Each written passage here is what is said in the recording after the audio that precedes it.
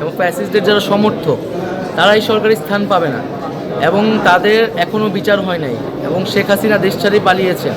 অবশ্যই আগে ফ্যাসিজমের সাথে যারা জড়িত তার বিচার, গণহত্যার যারা দণ্ডিত, যারা হচ্ছে অপরাধী, তাদের বিচার আগে করতে হবে। তারপরে তারা এই দেশে রাজনীতি করতে পারবে কি পারবে না, বা তারপর তার সাথে আলোচনার পথটি পরিষ্কার হবে। আমরা এই রেজিমের সকল গণহত্যা, পিলখানা হত্যাকাণ্ড থেকে শুরু করে এই আগস্ট এবং জুলাইয়ের যে গণহত্যা এবং এই পুরা রেজিমে যে লুটপাট, দুর্নীতি, ভোটাধিকার লঙ্ঘন, সকল কিছুরই আমরা বিচারের আওতায় আনি।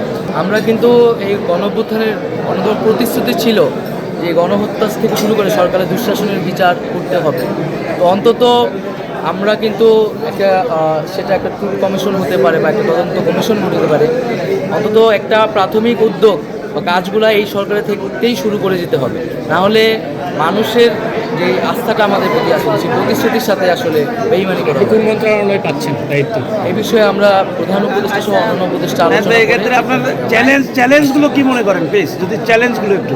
চ্যালেঞ্জ হচ্ছে যে বাংলাদেশের মানুষ অনেক দিন ধরেই ভোটাধিকার থেকে শুরু করে রাজনৈতিক যেটাকে বলে একটা বিরাজনীতিকরণ বাংলাদেশে ঘটেছে, কিন্তু অভ্যুত্থানের ভিতর দিয়ে তো তারুণ্য জেগে উঠেছে।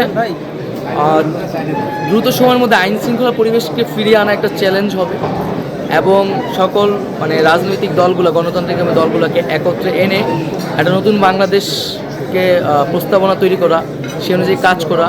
কিন্তু এই চ্যালেঞ্জগুলোকে মাথায় রেখেই আমরা আসলে এগিয়ে যেতে হবে। জি।